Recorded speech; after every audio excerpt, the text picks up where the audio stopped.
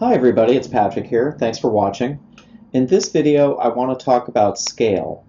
And especially if you're new to the hobby, scale could be kind of a challenging topic because you might be trying to choose the scale that's best for you. So in this video, I'll highlight some of the benefits and drawbacks of two common scales, HO and N scale. So first, we have an HO scale locomotive here. HO stands for half O scale. So if I had an O scale locomotive, it would be about twice as big as this one. So HO scale here. This locomotive is N scale. N comes from the word 9, since there are 9 millimeters between the rails in N scale. N scale is 1/160th the size of the prototype, and HO scale is 1/87th the size of the prototype. So there's almost a 1-to-2 ratio between the sizes of these models. So first, the benefits and drawbacks of HO scale. One of the things that I really like about HO scale is that usually you can get a lot of detail in the model.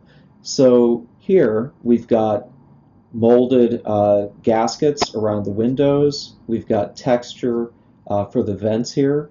We've also got rivets and seams in the steelwork, and you can make out some surface detail. If you look at the trucks, there's a reasonable amount of detail on the trucks as well, and the fuel tank and the battery box. One of the other things that I like about HO scale, and this model in particular, is that it has a proportional knuckle coupler on the locomotive. So this helps add to the realism of the model. So detail is definitely one of the benefits of HO scale. Another benefit is that it's about the size of my hand. So if I want to take it apart and work on it and lubricate it and tune it up, I can take off this shell and it's pretty easy to get in there and do stuff. So especially if I were buying this train for a child, I would definitely favor HO scale because it's larger, it's easier to kind of handle, and it's not really delicate. That's one factor that might sway me towards HO scale.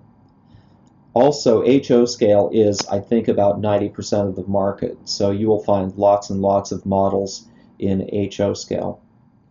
However, not everybody has enough space for HO scale. I know that once I moved into a condo, I had less space to work with. So at that time in my life, N scale became a better option for me. If we look at the N scale locomotive, you can see that there's still quite a bit of detail. There's a molded gasket around the windows here. You can still see plenty of surface texture and detail.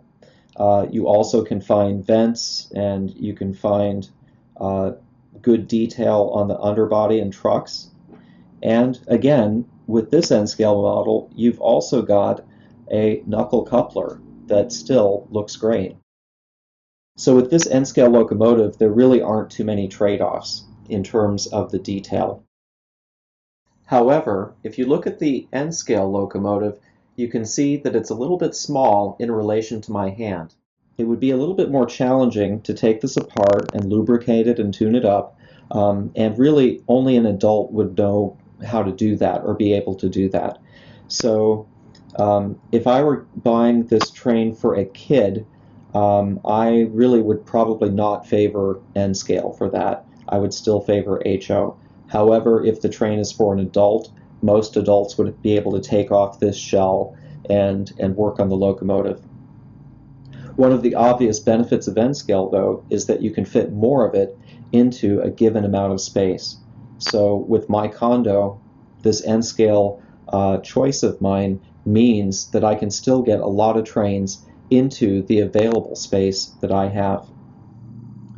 So those are two common scales, HO and N scale. Together, they make up a lot of the market for trains that are available. Of course, there are many other choices. You can choose from a number of scales.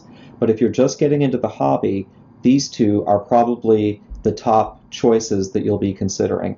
And so with each of these, you've got benefits and drawbacks.